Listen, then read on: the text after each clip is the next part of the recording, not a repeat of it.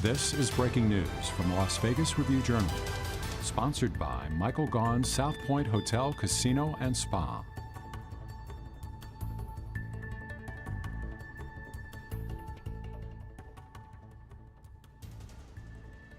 Good afternoon, everyone. I'm Jen Ah, coming to you live from the Review-Journal studio. We're getting ready to take you live to Governor Steve Sisolak's press conference on the fight against COVID-19 here in Nevada. Now, this comes almost a week after a new state mask mandate went into effect in most of Nevada, including right here in Clark County. The mandate requires everyone, even those who are fully vaccinated, to wear a face covering in public indoor spaces. On Wednesday, the governor issued a directive affecting all students in grades K through 12 in Clark County and Washoe County. Now, we do want to let you know that the Clark County School District has already required masks, but this new state mandate also includes charter and private schools to require masks regardless of vaccination status, along with weekly testing for those not fully vaccinated and traveling. There's no question the pandemic is still here with us in the Las Vegas Valley. You can see the numbers there. They've been surging for weeks. Hospitals across southern Nevada are reportedly straining their resources to take care of their patients. On Monday, health officials reported a troubling statistic. More than 1,200 people in Nevada were hospitalized with the coronavirus, which is more than the peak we reached during the second wave last summer. On Tuesday, the state's two-week positivity rate climbed above 15%, while the rate in Clark County rose above 16%. State officials have stressed the importance of getting as many people vaccinated as possible, and data does show that more people are getting their shots in the past few weeks. Now, it looks like this press conference from the governor is about to start at the governor's office in Las Vegas. Let's take a listen. Prior to this pandemic, I promised to be honest with all of you, to lay it out. You deserve that, and I know Nevadans can handle that. So today I'm going to take some time to lay out where we are, where we may be headed, and what we can do. First off, I want to be clear right away. I am not here to announce capacity limits or closures or anything like that. In fact, everything we're currently doing is aimed at preventing just those scenarios. Every vaccine event, every mask we wear, every effort state and local officials and partners are making is to protect not only your health, but Nevada's economy, our businesses, your jobs, and our quality of life. In a moment, I'll walk through some of the steps I'm taking to make sure we don't go back. But first, I want to address something else. I know everyone is frustrated. I am too. This pandemic puts us all in an ever-evolving situation that can result in a roller coaster of do's and don'ts and changing guidance. I know that can be tough, especially when we were all starting to feel a lot better. I know many of you felt that frustration recently when we had to impose the mask requirements based on new CDC recommendations for individuals vaccinated or unvaccinated in counties with high levels of COVID-19 transmission. Unfortunately, almost all of the Silver State is considered to have high levels of transmission. Trust me, the last thing I wanted to do was to require Nevadans to put their masks back on, especially those who did the right thing and rolled up their sleeves to get their shots. But at this moment in time, with the Delta variant raging through our state, we need our mask as a bridge to mitigate the spread and buy more time as Nevadans get fully vaccinated against COVID-19. And let me be clear, vaccines are the way out of this pandemic. They are the way out of the pandemic. When we rolled back our mask mandate in May, Delta was less than 1% of the cases. Today, Delta is greater than 90% of the cases in Nevada. And according to the CDC, vaccinated people exposed to Delta may be as contagious as the unvaccinated, but have much less severe symptoms. I understand that this is frustrating, but the unfortunate reality is that whether we like it or not, This virus mutates, and we must evolve along with it to protect not only your health and safety, but our economy and our jobs. Let me put it this way. Imagine COVID-19 like a hurricane. I know we don't see many of those in Nevada, but bear with me for a second. If you live in an area prone to hurricanes, there's a common understanding among communities as to how you respond to different categories of the storm. If it's a Category 1, you may only need to take a few precautions, making sure your house is watertight and finding some spare batteries for the flashlight. But as the category of the hurricane changes, so does the response. You move gradually to battening down the hatches with sandbags and eventually evacuating the area completely. As the hurricane approaches landfall, the category may change depending on a number of factors. As the category of hurricane changes, so does the response on the ground. In Nevada, a more apt analogy might be wildfires. As conditions on the ground change, our firefighting efforts make headway or wind shift. Our response efforts change as well. Northern Nevadans are used to this kind of a response. They understand that due to factors out of our control, the situation may evolve and our response must evolve as well in order to keep ourselves and our families safe. We've got to think about COVID-19 in the same way. This virus has continued to change and mutate, and our response must change and evolve as well. We started with the original virus, and now we're facing the Delta variant, and it is spreading like a wildfire. Our response has to change to meet the moment. That's why the mask mandate is back in Nevada. Masks will help us slow the spread while more Nevadans get the vaccine. I understand that this feels like a roller coaster to so many Nevadans. In the first year of this pandemic, we were without the vaccines, and our measures to fight the virus were imperfect. We implemented restrictions, and when numbers got better, we loosened restrictions. When restrictions loosened, the cases went back up, and so on and so forth. It was disruptive to everyone's life. We don't want to operate in that world again. And here's the great news. We don't have to. Unlike previous waves of this virus, we have a real solution this time. The COVID-19 vaccines. That's our solution. The vaccines are incredibly effective at preventing severe illness, hospitalizations, and death from COVID-19. In Nevada, almost every COVID-19 death that we have seen since January of 2021 has been in the case of an individual who is not fully vaccinated. Again, almost every death we have seen since January of 2021 is in individuals who have not been fully vaccinated. We've been hearing a lot recently about breakthrough cases, people who are fully vaccinated but tested positive for COVID-19. This has led to people wondering whether it's even worth it to get the vaccine.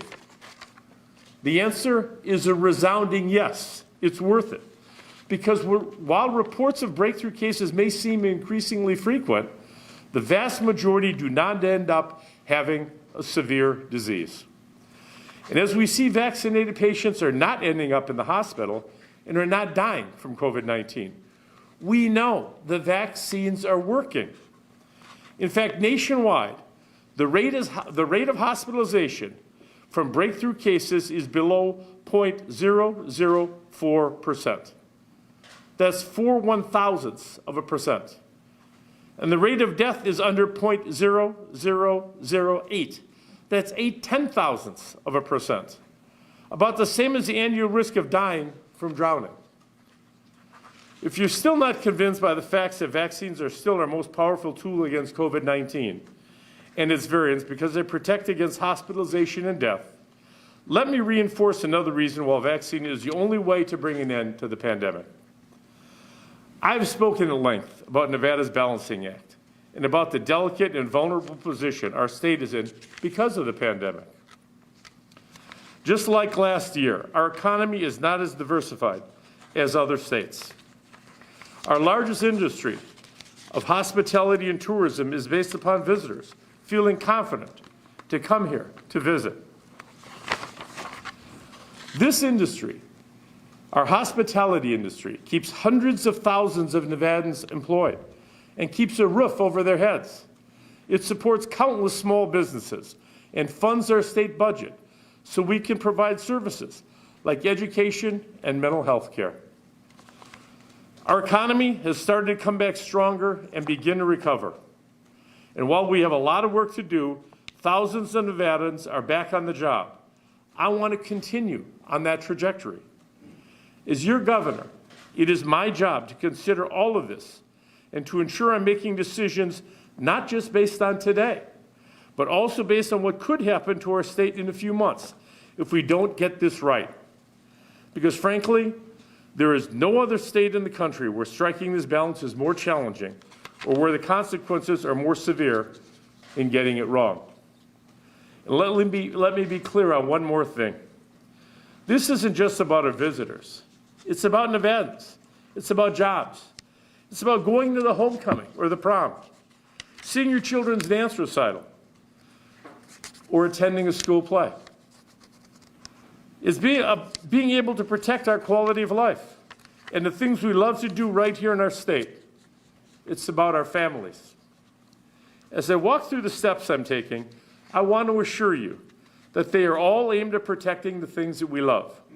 And I'm asking all of you who have yet to get vaccinated to please join this effort.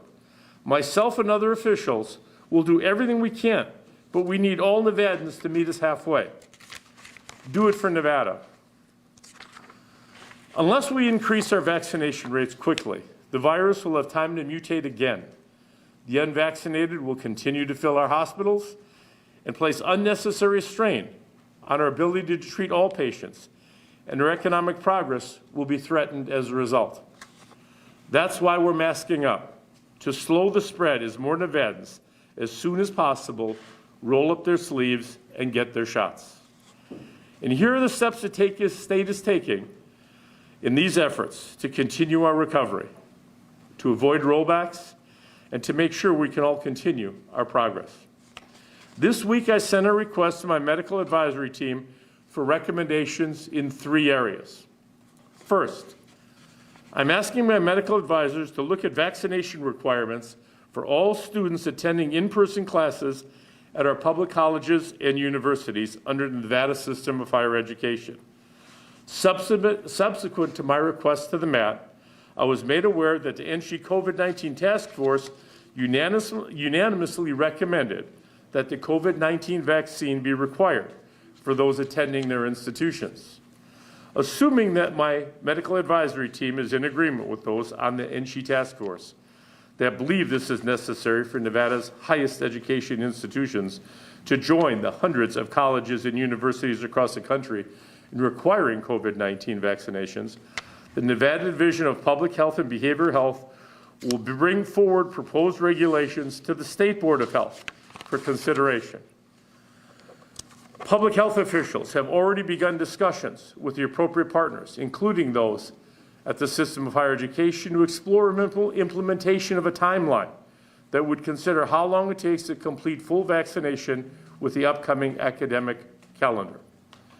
I want to ensure those returning to campuses in the coming weeks that this will have no impact on your ability to return to classes this semester.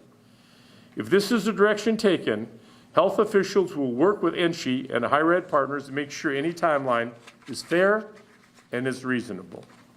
You should expect a Board of Health meeting to be agendized in the very near future to address this. Second, I'm asking the medical advisory team for a vaccination recommendation regarding those who work with vulnerable populations, like those in institutional settings, those working with the homeless community, and those working in our healthcare system. These recommendations will help guide conversations and actions we can take moving forward. And I'm not afraid to take bold actions. And I look forward to reviewing the guidance and working with officials and partners to implement as necessary. More updates will be provided as we review recommendations and begin conversations with impacted parties and local officials. Finally, I am asking these medical advisors to look at how we can make large gatherings safer. Nevada is an incredible location for concerts, sporting events, and so much more. We have a mask mandate in place, and I implore all Nevadans attending a large gathering to take it seriously and to keep their masks on. However, understanding that the Delta variant is more infectious than anything we've seen before in this pandemic, and having thousands of people in indoor settings, many of whom are unvaccinated, is high risk for everyone. That's why I've asked for recommendations on how these venues and large gatherings can do this right and how we protect one another. When I get these recommendations back, I will be working with local officials, event managers, and operators of our largest venues to discuss how they can best implement safety protocols. We've all seen private sector leaders step up to help in these efforts, and I'm hopeful they'll continue to work with us to accomplish these goals without a government mandate or another directive. Again, this isn't for our visitors. This is so Wolfpack and Rebel fans can go to a game, so parents can watch their kids perform in the school play, and so friends can see their favorite artist in concert. It's so Nevadans can enjoy the best that this state has to offer, and our communities without the threat of spreading a dangerous virus. As these recommendations come back, you'll be hearing updates from myself and state officials. Again, our goal is to avoid rolling back.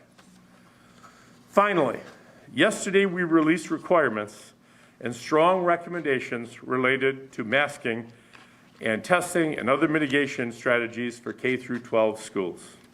Hundreds of thousands of Nevada school children will go back to school in the coming days and weeks, and many of them are not yet eligible for the COVID-19 vaccines. If children must be quarantined, it interrupts their education. It pulls them out of classrooms they're at with their friends. It means parents have to miss work, potentially affecting their employment and their ability to provide for their families. When adults get vaccinated, they protect those who can't get vaccinated. And because children under 12 are unlikely to become eligible for a few more months, we have an obligation to protect them and help ensure that they have a smooth and successful school year. They missed so much last school year, and I don't want them to miss it again this school year. I want to again ask all Nevadans who have not yet gotten the vaccine to please consider doing so as soon as possible. Talk to your medical professional. Talk to your friends that understand the vaccine and have gotten the vaccine. Amid the surge of Delta variant, we had our largest percent increase in first doses since early June, and first doses climbed for the 4th week in a row. I'm so proud of that. Between July 25th and August 1st, almost 3.5% of eligible unvaccinated Nevadans got their first dose. That's a 21% increase from the previous week and higher than the U.S. average of about 3%. You can visit nvcovidfighter.org to learn more and to find locations that are available for vaccines. With that, I would be happy to take some questions. Just ask that you ask your questions loudly. We have folks watching on the stream. We'll go Howard, and then Michelle, and then Rory. Governor, how you doing? Thanks for Good, doing Howard. this. You mentioned the tourism industry. Should, and I'm going to ask this a couple different ways, should the Gaming Control Board order, I don't know if the order is the right word, the casinos to have their employees vaccinated, all their employees vaccinated? Would you like to see that? Should the casinos, if not the control board, should casinos take steps to, order their employees vaccinated? We saw last week the letter from Bill Hornbuckle from MGM that was, pretty forward that, he wanted everybody to get vaccinated, and if you're unvaccinated and you test positive, you're going to not get paid for being when you're under quarantine. I'd like to know your thoughts on that. We work hand in glove with the Gaming Control Board and Chair Gibson, and he's done an incredible job for us. We're in constant communication with the gaming industry. That's an industry, property by property decision. Some have handled it differently than others have. I encourage any policy in place that's going to protect Nevada workers and Nevada families, and that is to get as many people vaccinated as quickly and as safely as we can. The vaccine is safe, it's free, it's effective. And I encourage all of our local businesses, not just gaming, but all of our local businesses to encourage their employees and incentivize their employees to get the vaccine. Do you believe the casinos are doing enough? should there be an order from the control board to, you know, I mean, it's a privileged license. Yeah. Right now, I'm hopeful that the casinos will do on their own what needs to be done. Are they doing enough? We're all doing as much as we can, and we're stepping up our efforts. We're doubling our efforts, we're tripling our efforts, and some properties have done more than others. And I'm hopeful that they will all begin to understand and continue to do everything they can to get their employees and their customers protected and vaccinated. We'll do Michelle and then Rory, and Michelle, if you can try to be louder than Howard. Be louder than Howard. I can't hear it at home. Okay. When you're talking about making large gatherings safer, are you saying that you will be asking those private businesses and event promoters to have some kind of vaccine passport or vaccine proof for attendance of those events? Okay, do I need to repeat the question? If you can just answer it. Okay. What I'm talking about in those specific cases is for those venues, whatever that large venue might be, to present us with a plan. What happened at the soccer match, and I'm sure you all saw, some of you probably attended, I talked to them. I mean, everyone that walked through the turnstile had their mask on, and 10 minutes into the match, the masks all came off. I'm asking them to come up with a plan that is more effective for compliance and for enforcement, and it'll be incumbent upon them to present the plan to us in terms of how they want to do that. I don't want a mandate. I'm tired of just giving people mandates. I want the cooperation coming back, and they're taking the first step in saying, Governor, we're with you, because I believe they are with us. We're all together on this, to say that, look, this is how we can do it better. If we do A, B, C, it'll be better. That's what I'm hopeful will come forward from the industry. So maybe not vaccines, but maybe mask enforcement or some other step? Whatever plan that they can bring forward that we can run by our medical advisory team to see how effective it can be and protect all of our residents and all of our visitors. Is there a timeline for this, or when, you said you don't want to move to government mandates, how much time are you giving these businesses to come up with these plans? Well, let's see. It's 2:20 right now. I'm hopeful that as more events come forward, before we bring large gatherings in, they'll come up with a plan. And I'm confident that they will. Thanks, Michelle. We'll do Rory and then Drew from 5, and then, is that Kate? Oh, Lauren. Sorry. So Rory, Drew, and Lauren. Governor, I'll stand just so you can hear me for sure. You mentioned as a second group there, institutions and healthcare in terms of looking at a vaccine mandate. Could you maybe elaborate a little bit on what specifically you mean by that? Does that include prisons? Does that include nursing homes? I mean, what's included in that sort of those categories? I encourage all of our private sector, whatever that sector might be. It's the hospitality sector, it could be the real estate sector, it could be the delivery sector, it could be grocery stores, whatever, to do more, to step up and encourage the protection of their employees and their customers by coming up with a plan. And it's not always the same plan for everyone. The plans might be different.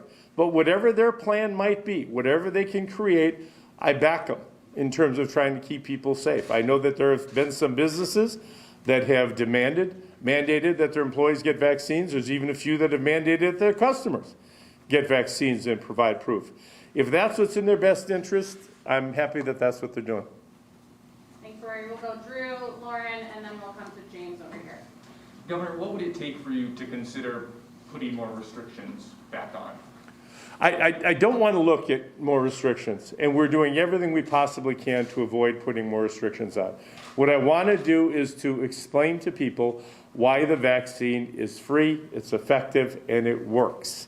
There are very minor side effects. You might get a sore arm.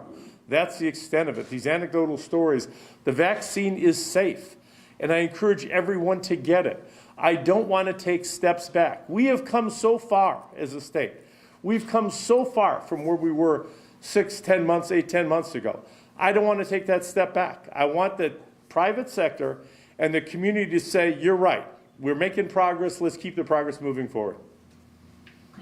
Could there be like a hospitalization level that would make you feel like that would be necessary? Well, I don't have a specific number, but since you talk about the hospitalization level, I want to give a shout out to our frontline hospital workers, our healthcare workers, our first responders. They are doing an amazing job. And what this has caused is our hospitalizations have gone up, which means that I'm going to call them non-emergency surgeries. I'm not going to call them elective, because when people think of elective, sometimes they think of cosmetic surgeries. You know, I've got people I know that needed hernia surgery or needed a hip implant or a knee replacement or those sort of things. Those surgeries are being delayed for folks because we don't have hospital beds. I mean, it's not fair to them that they can't take care of their health care needs. So we're working with the hospitals to make sure that we have capacity to take care of people as best we possibly can. And it's incumbent upon all of us as residents to do what we can to make sure that your loved ones can get into the hospital to get a medical procedure if they need one. Thanks, Drew. We'll go Lauren, James, and then I think back to Howard. All right, hey Governor, Lauren here with Channel 3. So big headline of the week, New York City requiring proof of vaccine for some instances like indoor dining, gyms. It looks like there's lots of conversations right now in the works. Is that one of them that folks of Las Vegas and our visitors might expect in the weeks to come? Well, I certainly hope that our residents, we won't have to get that far. I mean, I think New York, Mayor de Blasio tried the same thing. He's trying to ask people for voluntary compliance. No one wants to mandate. No one likes the government telling them what they have to do. One of the problems we have with the vaccine is people feel that they're not opposed to the vaccine, they're opposed to us telling them to get the vaccine.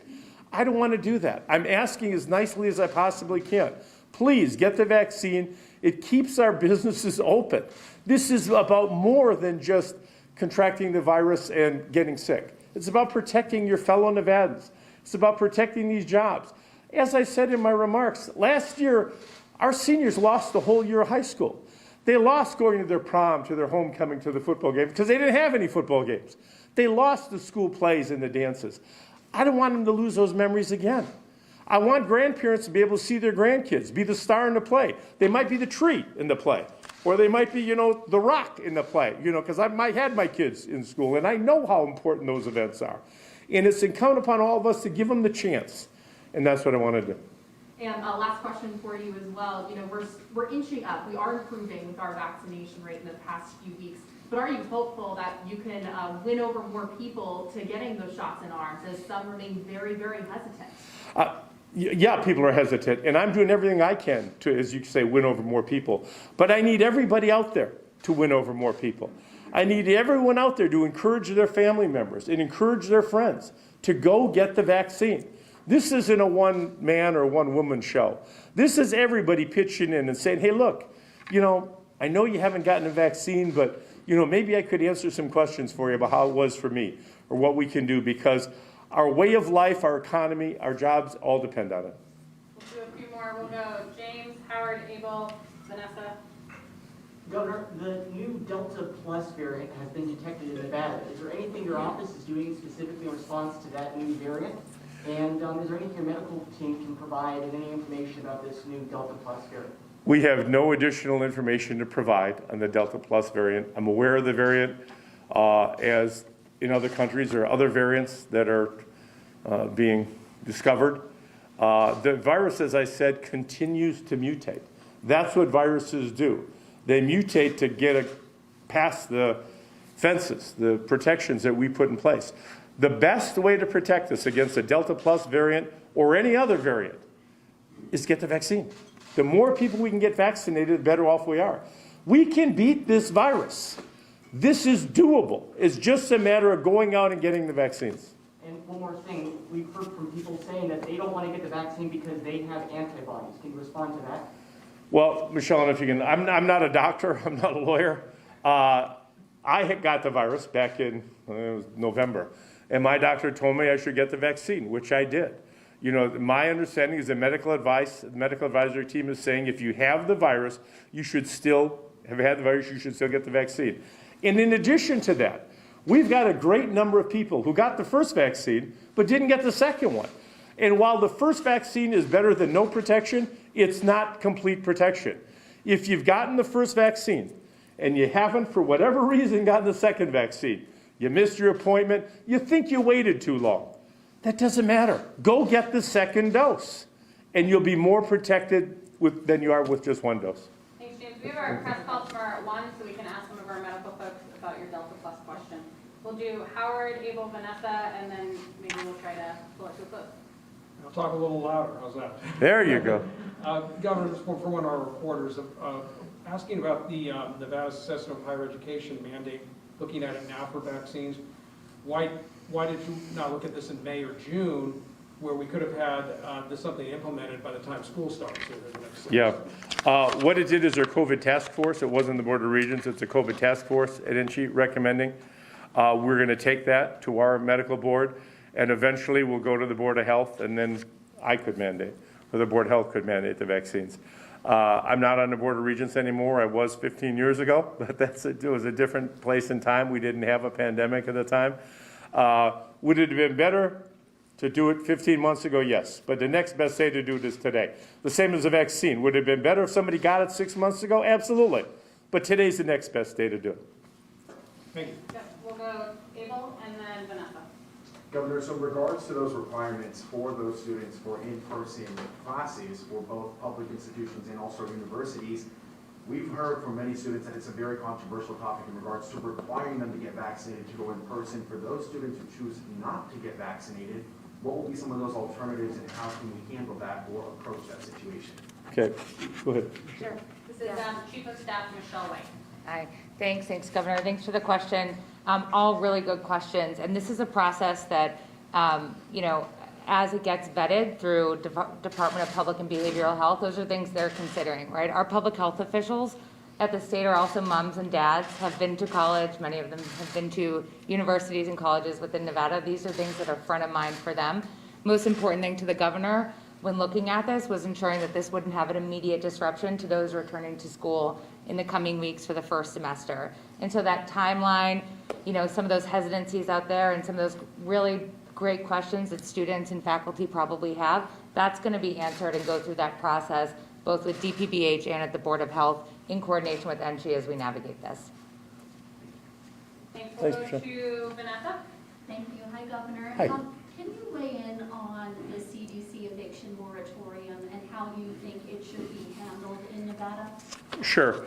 I was made aware of it same time you guys were yesterday, you folks were yesterday. We have Assembly Bill 486 in place now, which is what we're working under, and it provided a glide path for folks to ensure that people that are qualified tenants can't be evicted if they've applied for rental assistance. The counties are working as quickly as they possibly can. I think we're going to have simultaneous tracks going, but we have a state statute 46 in place, and we'll see what happens as it relates to the CDC moratorium. Great. Thank you, everyone, for coming out. Just one final thing I'd like to add, in addition to asking you one more time to please consider getting the vaccine. When you're out in the community, and I'm hearing anecdotal stories, and I know that a lot of you are reporting about these anecdotal stories, our frontline people, whether they're grocery store clerks, they're waiters and waitresses, they're food servers, they're dealers, are taking a lot of abuse. And it's not fair to them to suffer the abuse that they're taking because we've got a few disgruntled customers who are losing their patience. So I'm asking you to please remember that these folks that are working on the front line that are serving all of us, and I mean in any capacity, I mean a bus driver, I mean the barista at the coffee shop, please show them the same consideration that you would want to be shown to your family members or to yourself as you patronize our businesses. So that wraps it up. Thanks everybody for being here, and we will be back with you again. And we've got more winners to announce tonight, so tune in. Thank you, everybody. Thanks, everyone.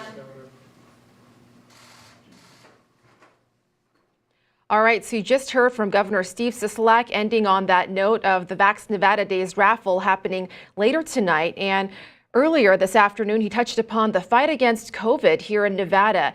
And he started out by saying no capacity limits or closings are being announced today. And right now, he wants to prevent that from happening. He says the Delta variant is at 90% of all COVID cases, and as the coronavirus mutates, more measures and responses must be taken, including the state's new mask mandate. He hopes that will slow the spread of COVID while more people get vaccinated. He also says almost all deaths from individuals all deaths are from individuals who are not vaccinated. And he also touched upon breakthrough cases. He says it's still worth getting vaccinated because a vast majority of those who are vaccinated do not get hospitalized with severe symptoms. He's once again asking those not vaccinated yet to do so. And this week, the governor says he sent out a request to medical advisors on recommendations on what to do for college students. He says those advisors recommend that the COVID vaccine be required for those learning in college campuses, and they're looking at a timeline for that for higher education. He's also asked those advisors for vaccine recommendations for those who work with vulnerable populations, such as healthcare. Finally, he's asking advisors how to make large gatherings safer. He says when he gets those recommendations back, he'll issue more safety protocols. We'll iron out more details on what came out of the governor's presser online through our website, lvrj.com, and tonight during our 7 at 7 p.m. newscast. You can download our RJ mobile app to get news alerts sent right to your phone.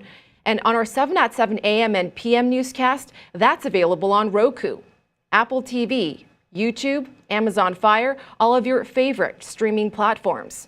I'm Jen Ah. Thank you so much for joining us this afternoon. We'll be seeing you here in a few hours at 7.